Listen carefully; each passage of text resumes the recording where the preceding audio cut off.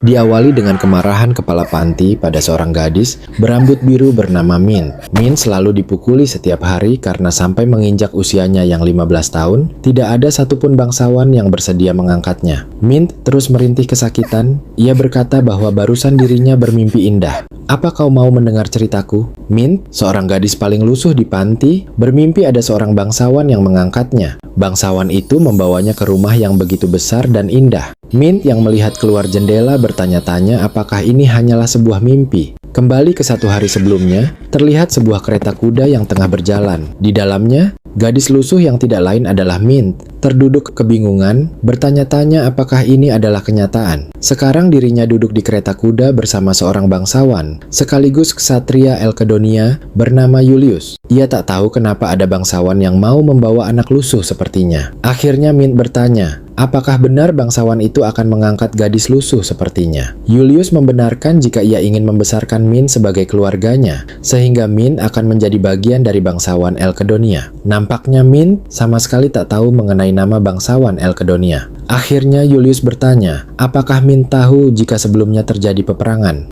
Min berkata, jika dirinya sempat mendengar pertempuran antara kekaisaran dengan sekte sesat bernama Kala. Ada seorang penjahat yang begitu kuat di sekte tersebut. Julius bertanya apakah Min tahu akhir dari perang itu. Dengan semangat, Min menjawab jika dirinya mengetahuinya. Ada seorang ksatria dari kekaisaran yang berhasil mengalahkan penjahat dari sekte Kala. Ksatria itu berambut pirang, bermata emas, dan berwajah tampan, tetapi juga menyeramkan karena selalu menebas habis semua musuhnya. Namun tiba-tiba saja Min berhenti bercerita, bersamaan dengan kereta kuda yang juga ikut berhenti. Mereka pun telah sampai. Julius keluar dari kereta kuda dan berkata, jika ksatria yang tadi diceritakan oleh Min adalah dirinya, yaitu Julius Elkedonia. Min yang mendengarnya begitu terkejut. Julius pun mengulurkan tangannya, meminta Min untuk turun. Julius berkata, jika mulai sekarang Min akan tinggal di kediaman Grand Duke Elkedonia yang begitu mewah dan luas. Awalnya, kepala pelayan Elkedonia yaitu Tuan Roel sempat terkejut dengan keputusan Julius, seorang Grand Duke Elkedonia yang akan merawat dan membesarkan seorang anak dari panti. Julius tidak memedulikan ucapan Roel dan berkata, jika dirinya tidak berniat memperkerjakan anak di bawah umur, jadi Roel tidak perlu seheboh itu. Sementara para pelayan merasa jika Julius berniat menjadikan Min sebagai boneka.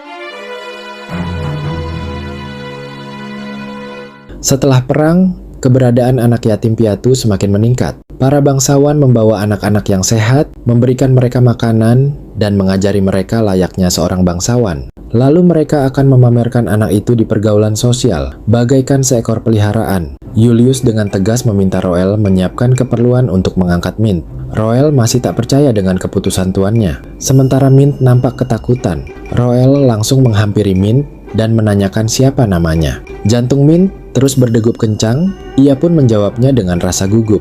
Roel menanyakan hubungannya dengan Grand Duke Julius, dan apa alasannya sampai memilih untuk mengangkat Min.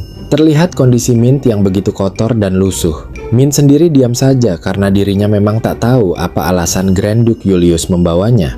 Setelahnya, seorang pelayan baik hati bernama Kirian dipilih untuk menjadi pelayan pribadi Min. Kirian yang akan memandikan Min memintanya berbalik untuk melepas pakaian.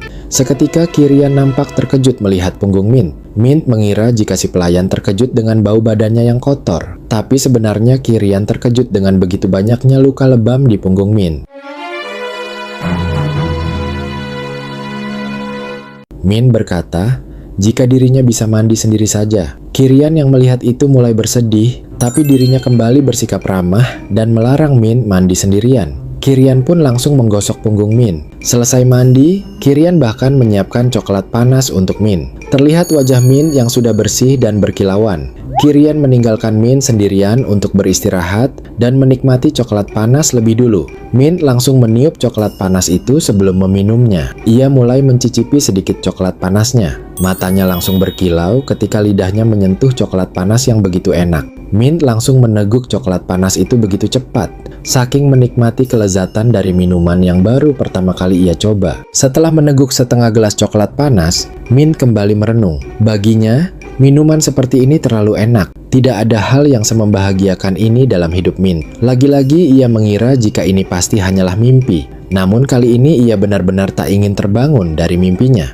Tiba-tiba saja Tuan Julius membuka pintu sambil berteriak, bertanya pada Kirian apakah benar punggung Mint dipenuhi luka lebam. Mint yang terkejut tak sengaja melepaskan genggamannya dari gelas. Mint kaget melihat Tuan Julius yang ada di hadapannya. Ia langsung bersujud karena khawatir Julius akan memarahinya karena sudah mengotori karpet dengan coklat panas. Ia berkata akan mengelapnya sampai bersih. Julius yang melihatnya dengan tegas meminta Mint untuk berdiri. Ia meminta Mint untuk tidak melakukannya lagi, tapi Mint salah paham. Ia berpikir jika Tuan Julius tak ingin Mint menumpahkan coklat panas lagi. Karena itu ia masih saja terus meminta maaf. Tuan Julius berkata, jika Mint tak mengerti ucapannya, Julius ingin agar Mint tidak perlu bersikap rendah, apalagi sampai bersujud hanya karena mengotori karpet. Lagi pula, sekarang Mint adalah bagian keluarga Elkedonia. Mint yang mendengarnya kembali syok. Ia justru semakin merasa bersalah. Baginya, mungkin saja Tuan Julius sudah salah mengangkat seorang anak, ucap Mint sambil bergetar. Mint melanjutkan jika tempat ini terlalu bagus untuknya. Bahkan semua orang yang datang ke panti tidak pernah meliriknya. Meski begitu, dalam benaknya, Mint sendiri tak ingin pergi dari tempat tersebut. Lalu kita akan diperlihatkan kejadian beberapa tahun yang lalu. Pada saat itu, Julius sedang menghadapi penjahat dari sekte Kala yang disebut-sebut sebagai Dewi Kala. Julius yang terluka dan tidak berdaya bertanya padanya, "Kenapa kau tidak membunuhku, dasar monster?" Sementara itu, ingatan Mint kembali pada momen ketika para bangsawan mengunjungi panti. Mereka enggan merawat Mint karena tubuhnya yang kurus, dianggap tidak berguna, dan tidak bisa dipekerjakan. Mereka juga mengejek warna rambut Mint yang tampak aneh, serta menganggapnya sebagai barang yang tidak memiliki nilai. Namun, pada saat Julius datang mengunjungi panti, ia menyadari ada satu anak yang tidak ikut berkumpul. Julius pun bertanya pada kepala panti yang bernama Shala, di mana anak itu berada. Bawa dia sekarang juga, perintahnya pada Shala. Akhirnya, anak terakhir yang tak lain adalah Mint dibawa menemui Julius. Julius yang melihat Mint berkata, "Di sini kau rupanya. Aku akan membawa anak ini," ucapnya. Kembali ke masa sekarang, Julius yang ada di hadapannya bertanya pada Mint, apakah ia pikir Julius sudah salah memilih? Mint menjadi panik dan menjawab bahwa Grand Duke tidak mungkin salah. Roel yang melihatnya berkata pada Kirian, jika aura Julius terlalu sadis, sampai membuat Mint ketakutan. Sambil menunduk, Mint berkata bahwa ini bukan tempat yang pantas untuknya. Namun dirinya tak ingin kembali ke panti dan tetap ingin berada di kediaman Grand Duke. Mint juga berkata bahwa dirinya bisa melakukan pekerjaan seperti mengepel dan mencuci piring dengan baik. Julius yang mendengarnya berkata bahwa dengan tubuh kurus kering seperti itu, Mint tak akan bisa mengerjakan apapun. Jantung Mint terus berdebar-debar. Dalam pikirannya, ia harus bisa meyakinkan Tuan Julius bahwa dirinya bisa mengerjakan pekerjaan apapun, seperti yang biasa ia lakukan di panti. Mint yang gugup berkata dengan terbata-bata. Julius mendekat dan berbisik, jika ada yang ingin kau katakan, maka katakanlah, sambil menatap lawan bicaranya. Mendengar kata-kata itu, seketika Mint mulai memiliki keberanian. Ia menatap langsung wajah Tuan Julius dan dengan yakin berkata bahwa dirinya bisa melakukan apapun. Ia menegaskan, pekerjaan apapun itu pasti bisa ia kerjakan. Tuan Julius menyipitkan matanya dan berkata, itu bagus. Namun, ia tetap tidak memperbolehkan Mint bekerja, meskipun dirinya mau. Tuan Julius pun langsung memanggil Kirian. Kirian kemudian meminta agar Mint mau menunjukkan punggungnya sebentar. Mint tampak khawatir jika ada sesuatu yang aneh di punggungnya. Ia takut jika badannya masih bau meski sudah mandi. Tuan Julius nampak geram setelah melihat luka lebam di punggung Mint. Mint sendiri teringat bahwa anak-anak lain pernah bilang, di punggungnya begitu banyak bercak hitam. Ternyata Kirian memberitahu Tuan Julius bahwa tubuh Mint dipenuhi luka. Tuan Julius langsung bertanya siapa yang melakukannya. Seketika, ingatan Mint kembali pada perlakuan kasar yang selalu dilakukan oleh pemimpin panti, yaitu Shala. Mengingat kejadian itu membuat tubuh Mint tak berhenti bergetar. Tuan Julius yang sadar bahwa Mint masih ketakutan berkata bahwa Mint tidak perlu menjawabnya. Ia pun meminta Mint untuk beristirahat. Mint tidak perlu bekerja di rumah tersebut karena ia akan belajar untuk menjadi seorang nona bangsawan. Kembali pada adegan di awal, begitulah Mint menganggap yang telah terjadi sebagai mimpi. Ia mengira setelah membuka mata, dirinya akan kembali berada di panti. Sambil menyisir rambut Mint, Kirian berkata bahwa Tuan Roelle sudah menyelesaikan persiapan pengangkatan Mint. Karena itu, seterusnya Min akan tinggal di sana. Kirian juga memuji rambut Min yang begitu cantik. Min tak percaya dengan ucapan Kirian, karena sebelumnya ia selalu dibenci akibat rambutnya yang seperti ijuk. Namun Kirian berkata bahwa rambut Min berwarna emerald yang indah dan begitu lebat. Rambut Min terlihat seperti ijuk karena tubuhnya yang kurang gizi. Kirian pun menunjukkan sebuah minyak rambut kualitas terbaik untuk merawat rambut Min. Setelah menyisir dan merapikan rambut Min, Kirian bertanya bagaimana dengan penampilan barunya. Min terus mengagumi dirinya sambil melihat cermin. Dirinya seolah-olah melihat orang lain berada dalam cermin. Sekarang, penampilan Min begitu berubah. Tubuhnya yang dulu bau kini menjadi harum. Setelah mendandani Min, Kirian mengantarnya ke ruang makan. Ia mengingatkan Min untuk makan banyak bersama Tuan Julius. Ketika pintu dibuka, Min masih melamun dan merasa bahwa tempat ini benar-benar dipenuhi kebahagiaan. Namun, mimpi buruknya kembali. Di hadapannya, terlihat Shala, si pemimpin panti. Seketika, ketakutan kembali menyelimuti tubuh Min. Shala yang melihat penampilan baru Min bertanya-tanya apakah itu benar Min. Tapi setelahnya, ia langsung memanggil Min dengan sebutan Nona Elkedonia. Tuan Julius meminta Min untuk duduk. Shala dengan berani berkata bahwa Min, si gadis lusuh dari panti, sekarang terlihat seperti nona bangsawan sungguhan. Ia merasa bahwa Min akan menjadi populer di kalangan pergaulan sosial. Julius menoleh ke arah Min yang terus menunduk. Dalam benaknya, Min meyakinkan dirinya untuk tidak perlu takut karena Shala tidak mungkin berani memukulnya di depan Tuan Julius. Dalam benak Shala sendiri, ia sempat khawatir jika Min akan membalas dendam dengan memanfaatkan nama Elkedonia. Ia begitu geram, menganggap Min tak pantas menjadi seorang bangsawan dan berniat membawa Min kembali sebelum Min bersikap sombong. Julius langsung meminta Shala selaku pengasuh Min sebelumnya untuk menceritakan tentang Mint. Shala berkata bahwa Mint anak yang pemalu dan tidak memiliki teman. Mint bahkan jarang bicara, sehingga Shala tidak pernah mengobrol langsung dengannya. Mint yang sedang makan tampak tak nyaman, karena ucapan Shala adalah kebohongan. Shala selalu memukulnya setiap kali Mint berbicara. Mint juga merasa kesepian, bukan karena tidak memiliki teman, tapi karena semua temannya sudah diadopsi. Maka dari itu, dirinya selalu dikucilkan. Shala berkata bahwa sekarang usia Mint sudah menginjak 15 tahun dan mungkin Mint akan kesulitan dalam pergaulan sosial. Julius begitu terkejut mengetahui Mint sudah berusia 15 tahun. Sontak, Shala juga kaget jika Julius bahkan tidak mengetahui hal itu. Julius mengira Mint berusia 11 tahun. Shala langsung tertawa, menyadari bahwa mungkin usia Mint terlalu tua untuk dididik. Ia pun menawari Julius untuk membawa anak lain saja. Mint seketika panik, khawatir jika Julius benar-benar akan mengembalikannya ke panti. Mint langsung merasa sedih, menyadari bahwa kedatangannya hanyalah sebuah kesalahan. Namun Julius berkata bahwa tubuh Mint terlalu kecil untuk anak berusia 15 tahun. Kalau begini, aku jadi semakin ingin tahu apa yang telah terjadi padanya di panti asuhan, ucap Julius. Ia langsung meminta kepala panti untuk menceritakan semuanya. Karena itulah alasan Julius memanggilnya ke kediaman Grand Duke.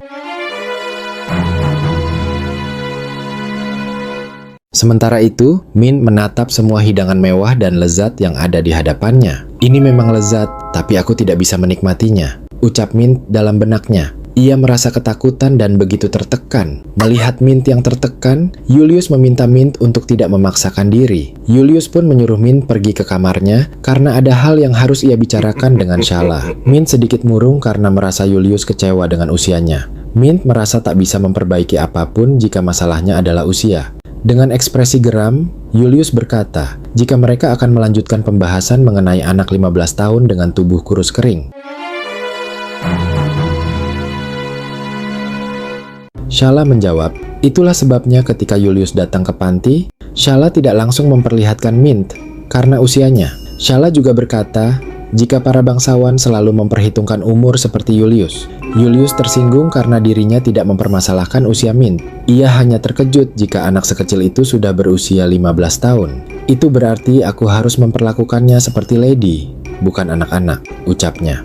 Dalam benaknya, Shala sebetulnya sudah senang karena mengira Mint akan dipulangkan. Itu berarti Shala bisa menjualnya ketika Mint berusia 16 tahun. Shala terus memikirkan cara agar Mint bisa kembali padanya, namun Julius langsung berkata jika tubuh Mint dipenuhi luka lebam. Mendengar itu, Shala langsung menutupi perbuatannya dengan berkata jika Mint selalu berkelahi dengan anak lain. Shala juga beralasan jika Mint pernah jatuh dari tangga. Dalam benaknya, Shala begitu kesal karena harus menyebut Mint dengan sebutan Nona terus-menerus. Julius kembali memasang tatapan dingin dan bertanya, "Apa kau tidak kenal siapa aku? Meskipun terlihat seperti ini, aku adalah salah satu dari 5 Master Aura di dunia." Mendengarnya, Shala nampak mulai terintimidasi dan berkata jika ia tentu mengetahui hal tersebut. Julius menjawab, "Lantas bagaimana bisa kau berpikir jika aku tidak bisa membedakan luka seperti itu?" Jelas-jelas Julius tahu betul seperti apa luka akibat terjatuh dan dipukuli. Ia juga tahu jika Mint sudah dipukuli oleh orang dewasa. Tentunya Shala menjadi panik. Ia sampai berkata akan membawakan surat keterangan dari dokter. Sayangnya Julius tidak membutuhkan hal seperti itu. Julius menunjukkan kacamata dengan noda darah milik si dokter. Ia berkata jika dirinya sudah menemui dokter itu lebih dulu, dan kenyataannya mereka berdua adalah sampah. Hal itu benar-benar membuat Shala ketar-ketir. Julius tak menyangka jika dermawan seperti mereka tega menjual dan memeras para anak-anak. Julius yang geram langsung menjentikan jarinya. Tanpa menunggu lama, para prajurit langsung berdatangan. Shala pun nampak bingung. Para prajurit itu langsung menangkap Shala di sana. Julius berkata jika sekarang Shala ditangkap karena kejahatan besar yang melanggar hukum negara. Shala bersikeras bahwa dirinya tidak bersalah. Ia hanya berniat merawat anak-anak yang terdampak perang saja. Julius berkata, sekeras apapun Shala menyangkal, semua bukti sudah ada. Dan ingat, Julius memiliki kekuasaan untuk memenjarakannya. Shala yang tahu Mint masih ketakutan berniat memanfaatkannya. Ia meminta Julius menanyakan kebenarannya pada Mint. Julius berkata jika Mint ketakutan ketika melihat keberadaan Shala. Mint terus mengepalkan lengannya sambil menunduk. Julius juga menyadari jika tubuh Mint sampai tidak berhenti bergetar. Mungkin Mint begitu takut dan tak ingin kembali ke panti. Julius pun menegaskan bahwa ia akan mengirim Shala ke tempat di mana dirinya tak akan bisa menjangkau Mint lagi. Sementara itu, Roel dengan tenang langsung melempar nampan berisi kacamata dokter sebelumnya. Di kamarnya, Mint masih terdiam. Kirian berkata jika Grand Duke memanggilnya. Mint pun berjalan mengikuti Kirian dengan ekspresi murung. Padahal ini pertama kalinya ia bisa makan steak yang begitu lezat. Dirinya bahkan masih belum bisa melupakan rasa coklat panas yang meleleh di mulutnya. Sayangnya, ia harus kembali memakan makanan yang tidak layak di panti. Begitulah isi pikiran Mint yang menganggap Grand Duke pasti akan memulangkannya ke panti. Tapi ternyata, Julius berkata jika Mint datang lebih cepat dari perkiraannya. Ia pun meminta Mint makan sambil menunggu, sebab sebelumnya ia tahu jika Mint tidak makan dengan benar. Di meja, makanan lezat kembali dihidangkan untuk Mint. Namun perhatian Mint justru terfokus pada formulir yang ada di genggaman Julius. Seketika Mint histeris dan berkata, apakah itu formulir pembatalan pengangkatanku? Mint juga memberitahu jika semua ucapan kepala panti adalah bohong. Mint sama sekali tidak pernah berkelahi dengan siapapun. Ucapan yang mengatakan jika ia tidak memiliki teman juga salah, sebab semua teman-temannya sudah diadopsi. Hanya dirinya saja yang tersisa seorang diri. Tuan Julius langsung menunjukkan surat perjanjian yang ia baca. Dalam surat tersebut tertulis bahwa Mint akan menjadi bagian dari keluarga Elkedonia. Mint begitu terkejut. Ia bertanya apakah itu artinya dirinya bisa tinggal di sana. Julius menjawab bahwa dirinya tidak pernah berkata akan membatalkan pengangkatan Mint. Julius bertanya apakah Mint tidak ingin tinggal di sana. Mint begitu gugup menjawabnya. Julius kembali mengingatkan, jika kau ingin berbicara, maka lihatlah lawan bicaramu. Karena jika kau mau, aku bisa membatalkan pengangkatanmu. Mint pun menatap Julius dan dengan tegas berkata, tolong jadilah wali saya. Izinkan saya untuk tetap tinggal di sini. Julius menjawab bahwa dirinya sama sekali tidak akan menyuruh Mint untuk bekerja. Ada banyak hal yang harus Mint pelajari untuk menjadi nona muda. Mint pun dengan tegas mengiyakan semua perkataan Julius. Julius menepuk kepala Mint. Meskipun sambil gemetar, tapi kau berhasil mengatakan apa yang ingin kau katakan, ucap Tuan Julius. Ia juga memuji Mint yang berani. Setelahnya, ia berkata, jika formulir perjanjian akan sah dengan cap jari dari Mint. Jika Mint mau, ia bisa mencap dengan jarinya sendiri. Mint masih terdiam menatap formulir tersebut. Namun akhirnya, Tanpa ragu Mint langsung memberikan cap tangannya di atas kertas formulir itu. Julius berkata, jika dengan begini maka perjanjiannya sudah sah. Roelle langsung membersihkan telapak tangan Mint. Kemudian, Tuan Julius memanggilnya dengan nama Mint Elkedonia. Biar kuperkenalkan sekali lagi. Namaku adalah Julius Elkedonia, dan aku adalah walimu, ucap Tuan Julius dengan tatapan serius pada Mint. Beberapa waktu kemudian, ingatan Mint kembali menyusuri kejadian mengerikan yang ia alami, di mana dirinya selalu dipaksa untuk memakan makanan anjing. Mint pun terbangun dari tidurnya sambil berkata, "Tolong jangan pukul saya." Melihat Mint yang bermimpi buruk sampai napasnya terengah-engah membuat Roelle sedikit khawatir.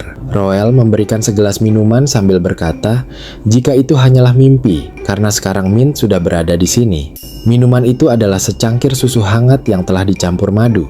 Ini sudah 3 bulan Mint berada di kediaman Grand Duke. Namun mimpi buruknya masih belum hilang. Mint pun bersiap dengan berpakaian begitu rapi untuk mengikuti pelajaran sebagai nona bangsawan. Roelle mengingatkan jika hari ini Mint pasti akan sangat sibuk. Mint memulai pelajarannya dari hal dasar, seperti belajar huruf, tata krama bagi kaum bangsawan, dan lain sebagainya. Mint mempelajarinya begitu tekun tanpa beristirahat selama 2 bulan, karena dirinya sendiri yang telah mengatakan bahwa dia akan melakukan apapun demi bisa tinggal di tempat ini. Guru privat Mint yang bernama Letna juga begitu kagum dengan hasil belajar Mint. Ia berkata, dengan kecepatan belajarnya sekarang, Mint sudah bisa mulai berlatih menulis. Mint begitu senang mendengarnya, dan berterima kasih pada Nona Letna. Dalam benaknya, Mint berjanji akan belajar dengan tekun agar ia bisa menjadi nona muda yang layak menyandang nama Elkedonia. Nona Letna juga memberikan saran agar Mint belajar bersama dengan nona bangsawan lain untuk perkembangannya. Jika perlu, Nona Letna yang akan mengenalkan Mint dengan nona dari keluarga lain. Seketika Mint langsung membayangkan seorang nona bangsawan seusianya yang begitu cantik. Ia merasa tak sabar ingin memiliki teman yang seumuran dengannya. Mint berkata, jika ia akan menanyakannya lebih dulu pada Grand Duke. Tanpa diduga, Julius muncul dan langsung meminta Mint menanyakannya sekarang. Julius menghampiri Mint dan bertanya apa yang ingin ia sampaikan. Sementara Mint masih tertegun mengingat dirinya begitu jarang bertemu dan melihat Julius yang selalu sibuk.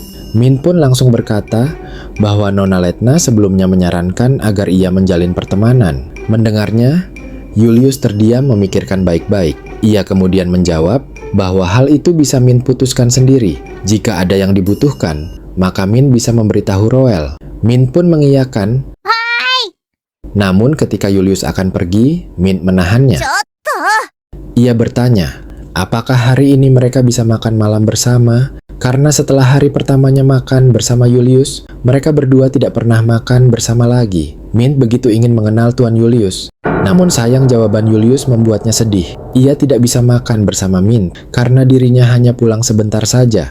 Mint yang merasa malu langsung meminta maaf karena menanyakan hal yang tidak perlu. Julius berkata bahwa Mint tidak perlu meminta maaf untuk hal kecil seperti itu. Lalu ketika waktu makan malam tiba, Kirian memanggil Mint. Terlihat Mint begitu muram. Kirian bertanya apa yang terjadi, mengapa Mint terlihat tidak bersemangat sejak siang. Mint memberitahu bahwa dirinya sudah bersikap lancang pada Tuan Julius. Padahal ia tahu beliau selalu sibuk. Kirian menghiburnya dan berkata bahwa Grand Duke memang sudah terbiasa sibuk. Jadi untuk menghibur Mint, ia akan meminta makan malam yang enak. Mint kembali mengerjakan tugasnya sambil merasa bahwa ia sudah salah, mengira dengan menganggap dirinya hebat hanya karena tinggal di sana. Tapi sampai sekarang, Tuan Julius masih belum memberitahu alasan mengapa ia membawanya ke sini. Namun, bagi Mint, yang terpenting sekarang adalah ia harus belajar dengan tekun. Tiba-tiba terdengar suara Roelle yang memanggilnya. Roelle membawa sebuah nampan berisi 1 botol obat. Ia memberitahu bahwa ini adalah waktunya Mint meminum obat. Mint nampak gelisah karena ia harus meminum obat yang rasanya tidak nyaman di lidah. Kirian berkata pada Roelle bahwa sekarang Mint sudah mulai bisa menelannya sampai habis. Ketika pertama kali Roelle memberikannya, ia berkata bahwa itu adalah obat mujarab yang dibuat khusus untuk Mint yang kekurangan gizi, dan harga 1 botolnya setara dengan biaya hidup 1 bulan rakyat jelata. Roelle mengingatkan agar Mint meminumnya meski rasanya tak enak, namun Mint yang tidak kuat malah memuntahkannya. Waktu itu Mint begitu panik dan malu, sehingga ia berkata bahwa ia yang akan membersihkannya. Tapi Roelle langsung menghentikannya, dan melarang Mint menyentuh apapun, karena itu bukan tugasnya. No. Tapi sekarang Min sudah bisa meneguk obat itu sampai habis. Kirian dan Roel nampak senang. Melihat Roel, Min kembali teringat bahwa Tuan Julius selalu memintanya memberitahu Roel, sang kepala pelayan, jika ada sesuatu yang ia butuhkan. Namun Min masih merasa bahwa Roel adalah seseorang yang menyeramkan. Meskipun ia juga tahu betul bahwa Roel adalah orang yang baik. Namun nampaknya Min masih trauma dan takut dengan pria dewasa. Ia bingung dan bertanya-tanya bagaimana pandangannya pada Tuan Julius. Mengapa Min sama sekali tidak merasakan takut pada Tuan Julius? Mint yang masih sibuk berpikir langsung dihampiri oleh Roel dan diberitahu bahwa ada tamu yang datang untuknya. Dan setelah dilihat, ternyata ada nona bangsawan yang datang mengunjungi Mint. Dia adalah putri kedua dari Marquess de Velian yang bernama Asela de Velian. Melihat Asela, Min begitu kagum akan kecantikannya yang secantik bunga mawar. Ia bertanya-tanya apakah dirinya bisa secantik Asela. Namun sebelumnya Roel memberikan nasihat dan memperingatkan Min agar tidak gemetar di hadapan Asela, karena sikap Min akan berpengaruh pada reputasi Grand Duke Elkedonia. Melihat Roel yang seperti itu, Min merasa bahwa penilaiannya selama ini, yang mengatakan Roel menyeramkan, memang tidak salah. Roel berkata bahwa ia tidak mau ada gosip buruk yang tersebar, karena sekarang sudah banyak kabar buruk di luar mengenai Grand Duke. Min sendiri sadar bahwa gosip buruk itu mungkin karena Grand Duke yang memungut anak sepertinya untuk dijadikan seorang nona bangsawan. Min pun memutuskan bahwa ia tidak akan menodai reputasi Tuan Julius. Ia langsung memperkenalkan dirinya dengan anggun pada Ascela. Min juga menyambut hangat kedatangan Ascela dan berterima kasih atas kunjungannya hari ini. Ascela terdiam sejenak memandangi Min. Ia berterima kasih karena Min sudah menyambut kedatangannya di jam malam seperti ini. Ia langsung datang setelah Nona Letna menceritakan tentang Min. Ascela juga ingin memanggil Min tanpa menyebutnya Nona. Min pun tidak mempermasalahkan hal tersebut. Ascela juga ingin agar Min memanggilnya Ascela tanpa menyebutnya Nona, karena ia ingin berteman dengan Min. Min tak berhenti berdebar setelah mendengar Ascela berkata bahwa mereka sekarang adalah teman. Min tak menyangka bahwa ia punya teman yang secantik bunga. Ascela berkata bahwa Min begitu terkenal seantero kekaisaran saat ini. Setelah mendengar itu, Min kembali teringat dengan ucapan Roelle sebelumnya, sehingga ia tidak ingin membuat kesalahan dan mempermalukan nama bangsawan Elkedonia. Ascela berkata bahwa semua orang begitu penasaran dengan asal-usul Min, begitu juga dirinya yang ingin tahu. Namun, Min langsung mengalihkan topik dengan bertanya siapa anak laki-laki yang berada di samping Ascela. Min merasa bahwa sejak tadi Ascela tidak memperkenalkannya, dan anak itu hanya berdiri di sampingnya saja. Namun Min merasa terkejut ketika Ascela memberitahu bahwa dia adalah pesuruhnya. Ascela menganggap anak itu lebih rendah dari pelayan, makanya ia menyebutnya sebagai pesuruh. Belakangan ini memang sedang tren di kalangan nona bangsawan untuk memiliki pesuruh. Ascela berkata bahwa ia mendapatkannya dari pasar budak. Ia begitu menyukai mata merahnya karena mata merah itu disebut-sebut sebagai mata yang mahal. Min merasa tak nyaman karena ia tidak mengerti mengapa Ascela memperlakukan seseorang dengan tidak manusiawi. Ascela langsung menyeringai dan berkata bahwa pertama kali ia melihat Min, ia berpikir hal yang sama karena Min memiliki mata biru yang unik. Berapa harga yang pantas untuk membeli Min jika seandainya ia berada di pasar budak? Tentunya Min pasti begitu mahal. Min begitu terkejut. Ascela berkata bahwa tentu saja ia hanya bercanda, karena tidak mungkin Grand Duke mengangkat seorang budak menjadi nona bangsawan.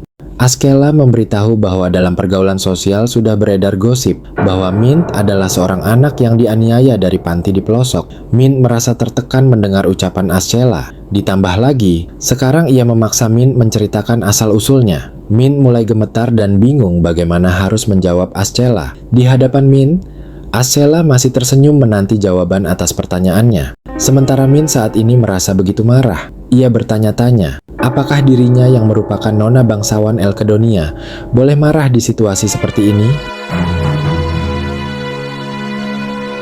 Ascela kembali berkata bahwa ia merasa kesal dengan para bangsawan yang menyebarkan rumor seperti itu tentang Min. Jadi, apakah sekarang Mint tak mau meluruskan rumor tersebut? Bukankah sekarang Mint adalah nona Elkedonia? Ucap Ascela padanya. Mint langsung tersenyum dan berkata bahwa mengenai hal itu, ia akan memberitahunya pada Ascela setelah mereka dekat. Mint memutuskan untuk tidak marah pada Ascela demi reputasi Grand Duke. Ascela lalu berkata bahwa untuk merayakan pertemanannya, ia akan meminjamkan pesuruhnya untuk Min selama 1 minggu. Ia meminta Min memperkerjakannya, dan jika Min suka, ia bisa merekrut pesuruhnya sendiri.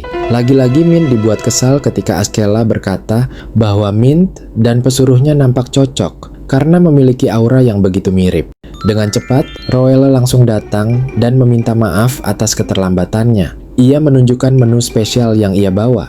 Askela nampak terkejut karena Roelle melakukan tugas seperti itu, bahkan memanggilnya dengan sebutan Tuan Roelle. Roelle menjawab bahwa untuk saat ini dirinya adalah kepala pelayan. Roelle segera berperilaku panik dan berkata bahwa Marquez pasti mengkhawatirkan Asela yang belum pulang sampai jam segini. Akhirnya Asela langsung pamit pulang pada Min. Min yang sebelumnya merasa gugup nampak lebih tenang dan terbantu karena kedatangan Roelle. Menyadari Asela benar-benar meninggalkan pesuruhnya, Min langsung meminta maaf. Si pesuruh hanya menggeleng tanpa menjawab ucapannya. Dengan hangat Min mengajaknya makan bersama, bahkan menawarkan segelas coklat panas. Namun dengan tatapan dingin, anak laki-laki itu berkata bahwa semua itu adalah makanan anak-anak. Seketika Min tertegun mendengarnya. Ia langsung bertanya apakah anak itu sudah dewasa. Si pesuruh menjawab bahwa usianya 15 tahun. Namun ia selalu ingat ucapan Asela, sehingga lebih memilih segelas jus anggur. Mendengarnya, Min kembali memperkenalkan dirinya. Ia juga meminta anak itu untuk memperkenalkan dirinya pada Min. Anak laki-laki itu meminta Min memanggilnya pesuruh. Min merasa anak itu tidak memiliki nama, jadi ia ingin memberinya nama Ruby karena warna matanya yang merah. Namun, anak itu segera menjawab bahwa namanya adalah Yurion. Min pun terkejut.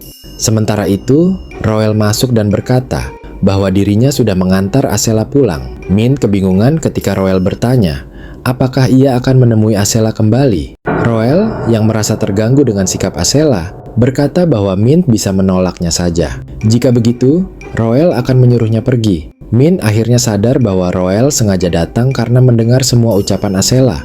Dengan yakin Min berkata bahwa dirinya tidak mempermasalahkan hal itu.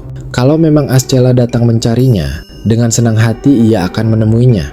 Dalam benaknya, Min tidak mau ucapan kepala panti yang berkata bahwa dirinya tidak bisa bergaul menjadi kenyataan. Keesokan harinya, tepat siang hari, di bawah pohon sakura yang berguguran, Min duduk ditemani Yurion yang berdiri di sampingnya. Min mengajaknya memakan camilan bersama, tetapi Yurion menjawab bahwa seorang pesuruh tidak makan yang seperti itu.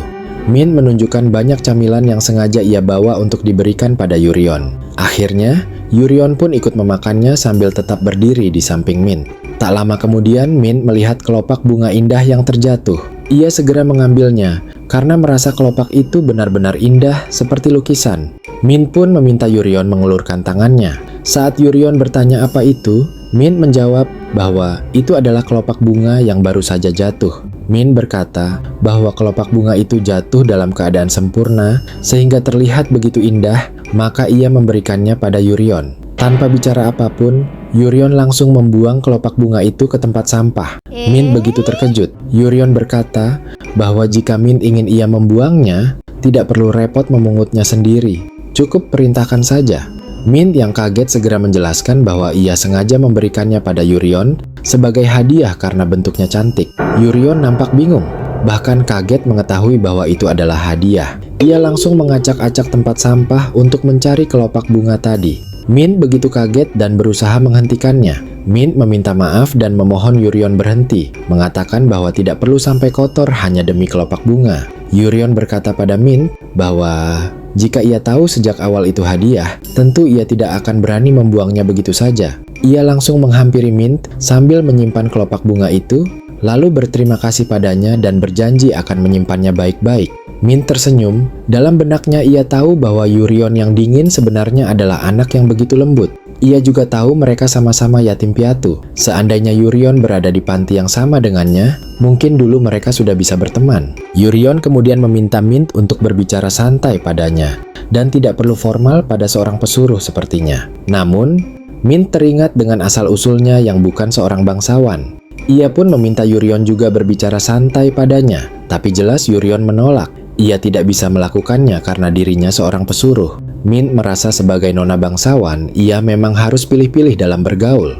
Namun, jika harus memilih, ia lebih ingin berteman dengan Yurion daripada Ascela. Ia pun mengajaknya berteman agar bisa berbicara santai. Namun, tentu saja Yurion kembali menolak. Karena perbedaan status tidak memungkinkan mereka berteman. Menyadari bahwa ia tidak bisa mendesaknya, Min memutuskan mengganti topik obrolan. Ia bertanya bagaimana kehidupan Yurion di kediaman Develian. Namun setelah bertanya, Min menyesal. Ia sadar seharusnya tidak menanyakan hal itu, karena sudah pasti Ascella memperlakukannya tidak baik. Yurion memalingkan wajahnya dan berkata bahwa ia selalu dipanggil setiap malam oleh Nyonya. Min bingung mendengarnya. Ia langsung panik dan bertanya, apakah Nyonya di sana selalu memukulinya setiap malam? Tetapi Yurion justru nampak tidak mengerti. Lalu dari belakang, terlihat Tuan Julius berjalan ke arah mereka. Ia nampak kesal melihat kedekatan Mint dengan Yurion yang masih asyik mengobrol. Mendengar pembicaraan Mint yang seolah mengkhawatirkan Yurion, amarah Julius semakin tersulut. Akhirnya Mint menyadari kehadirannya dan segera menyapa. Ia memperkenalkan Yurion yang dititipkan oleh Ascella. Dengan dingin, Julius menjawab bahwa dirinya sudah tahu. Mendengar hal itu, Mint tak menyangka Tuan Julius yang sibuk masih bisa mendapatkan informasi remeh yang berkaitan dengannya. Mint juga terkejut ketika Julius bertanya apakah ia sudah makan. Ia jadi teringat bahwa sebelumnya pernah mengajaknya makan bersama saat Julius sedang sibuk. Merasa bahwa saat ini Julius juga sedang sibuk, Mint berkata bahwa dirinya bisa makan bersama Yurion saja. Ia bahkan menambahkan bahwa Julius pasti sedang sibuk, jadi tidak perlu memikirkannya. Ucapannya membuat Julius terkejut sekaligus sedikit kesal. Sementara itu, di benak Mint, ia hanya tidak ingin terlihat manja di hadapan Julius yang selalu sibuk. Namun, ketika menyadari ada sesuatu yang tidak beres, Mint pun bertanya-tanya apakah dirinya telah berbuat salah. Mint kembali tersenyum dan berkata jika ia akan segera makan siang bersama Yurion. Makanya Mint meminta Tuan Julius untuk tidak mencemaskannya. Nampak ekspresi keterkejutannya yang masih terlihat. Tapi setelahnya Tuan Julius langsung menundukkan pandangannya. Melihat ekspresi murung Tuan Julius, Mint merasa jika hari ini Tuan Julius mungkin sedang tidak senang. Tapi Mint masih tidak enak hati dan takut sudah berbuat salah. Yurion langsung memberi hormat dan berkata pada Julius jika ia akan menjaga Mint dengan sungguh-sungguh. Ia meyakinkan Julius jika dirinya akan melakukan yang terbaik. Julius menjawab jika sepertinya Develian memang sudah mendidik pesuruhnya dengan baik. Julius pun membalikan badannya, berkata jika ia akan kembali bekerja dan dengan senang menantikan kesempatan selanjutnya. Mint melambaikan tangannya dan bertanya-tanya kenapa Tuan Julius berkata seperti itu. Apa yang dimaksud kesempatan selanjutnya menurut Tuan Julius? Yurion langsung bertanya apakah Mint memang tidak suka makan bersama dengan Tuan Julius. Mint merasa kaget, khawatir jika Yurion akan salah paham. Mint menjelaskan jika ia hanya tidak ingin mengganggu waktu Tuan Julius, makanya Mint ingin lebih mandiri agar bisa menjadi nona bangsawan. Yurion bertanya, bukankah sekarang Mint adalah nona bangsawan? Mint langsung menarik lengan Yurion. Ia merasa jika dirinya belum bisa memberitahu asal-usulnya pada Yurion, jika dirinya bukan seorang nona muda, karena sebelumnya ia hanya seorang pengemis. Dalam benaknya Mint masih merasa tak percaya jika ia berlagak seperti nona bangsawan di hadapan Yurion. Jika aku sudah layak menjadi nona muda, maka aku akan menceritakannya padamu. Begitulah ucap Mint dalam benaknya. Ia juga ingin ketika saat itu tiba, dirinya akan meminta Yurion untuk berteman dengannya. Singkat waktu, 1 minggu pun telah berlalu. Alhasil Mint memutuskan untuk pergi ke kediaman Develian dan menemui Ascella. Di dalam kereta Ascella merasa senang Mint akan berkunjung. Ia berkata jika yang lainnya sudah menunggu. Mint berpikir jika Ascella masih tidak berubah. Ia lalu berterima kasih karena Ascella mau menjemputnya dengan kereta kuda untuk mengajaknya minum teh. Ascella masih saja tertawa sambil membicarakan mengenai kebenaran rumor Mint yang telah menyebar. Melihat tingkah Ascella yang seperti ini, Mint merasa jika nanti nona bangsawan yang lain juga bersifat seperti Ascella, mungkin dirinya akan merasa kesal. Melihat Ascella, Mint jadi teringat dengan sosok kepala panti asuhan.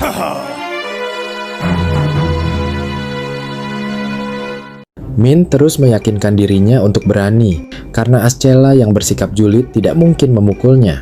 Ditambah, Mint juga ingat harus menjaga nama baik Tuan Julius. Sebelumnya Mint sudah sempat membicarakan undangan minum teh yang dikirim oleh Ascella pada Tuan Julius. Namun Roel berkata, jika Tuan Julius ingin Mint melakukan apapun yang ia mau. Alhasil, Mint pun memutuskan untuk ikut dengan Ascella ke kediamannya. Dalam benaknya, jika seandainya Tuan Julius melarang Mint pergi, maka dirinya akan menolak undangan Asela. Karena jika dirinya diam di rumah, mungkin tidak akan mendapat kesan buruk dari nona bangsawan lain. Roelle juga meminta Mint untuk tidak khawatir. Para prajurit Elkedonia akan melindungi Mint. Tidak akan ada orang yang berani macam-macam dengan Elkedonia. Walaupun Mint merasa Roelle menyeramkan, tapi ia bersyukur Roelle selalu memihaknya. Setelah mengingat semua itu, Mint mengepalkan lengannya. Ia merasa jika ini mungkin adalah ujian untuk menjadi nona muda yang sebenarnya. Bagaimanapun, ia ingin mendapatkan pengakuan sebagai nona muda Elkedonia dari Tuan Julius. Mint juga terus berpikir ingin menjadi seseorang yang kuat, karena Elkedonia memiliki prajurit yang kuat. Mint tak sadar jika sedari tadi Yurion terus memperhatikannya dan tersenyum melihat Mint yang sedang berpikir keras. Begitu juga dengan Ascella yang terus menatap Yurion dan Mint.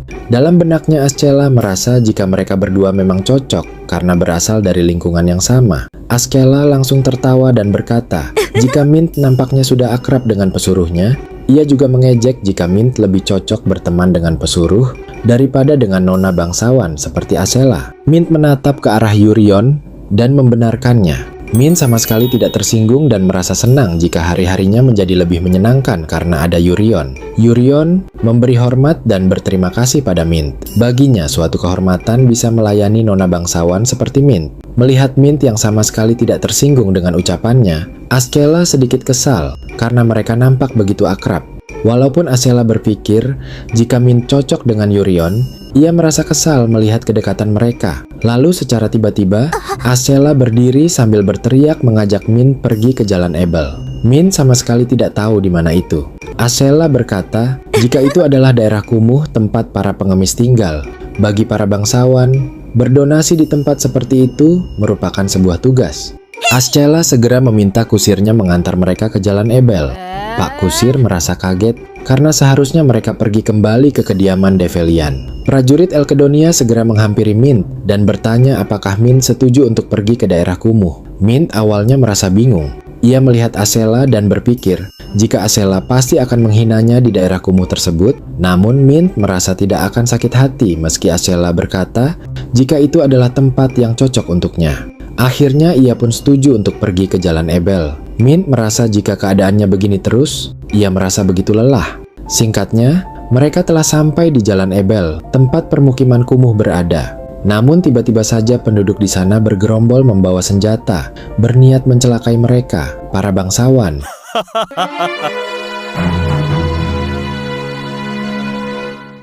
Mint yang melihat mereka seperti itu nampak begitu syok dan takut. Mint langsung menatap ke arah Ascella. Ascella sendiri panik karena tak tahu jika tempatnya akan semengerikan ini. Ascella menenangkan Mint agar tidak terlalu panik karena mereka datang dengan membawa pengawal Develian dan kesatria terbaik kekaisaran dari Elkedonia yang akan melindungi mereka. Memang benar jika para ksatria yang mengawal Mint cukup bisa diandalkan. Mint yang melihatnya juga sampai kagum dengan kehebatan mereka. Ascella merasa jika para ksatria itu bisa menangani hal semacam ini dengan mudah. Melihat semua sudah dibereskan, Ascella meminta kusir untuk segera pergi dari sana. Namun tanpa diduga seorang penjahat berhasil lolos dan mendekati kereta kuda. Semua ksatria juga panik karena orang itu membawa senjata. Dia sengaja melukai kuda dengan senjatanya. Kuda yang menarik kereta pun seketika panik dan hilang kendali. Mint dan Ascella yang berada dalam kereta terkejut dengan guncangan keras akibat kuda yang hilang kendali. Mint nampak begitu panik dan ketakutan. Tubuhnya yang kecil tak mampu menahan guncangan, sehingga tubuh Mint pun terlempar ke pelukan Yurion. Yurion memeluk erat tubuh Mint agar tidak terbentur di tengah-tengah guncangan keras. Para ksatria begitu panik melihat kereta kuda yang berjalan tanpa kendali, ditambah orang sebelumnya juga memutus tali kuda yang lainnya. Singkatnya, kereta kuda itu pun ditemukan terjatuh ke bawah tebing. Julius segera datang ke lokasi. Julius bertanya-tanya apakah para sampah dari sekte sesat itu masih ada yang tersisa. Dengan dendam dan emosi yang membara, Julius berkata, "Jika iya, itu berarti mereka semua akan mati di tanganku."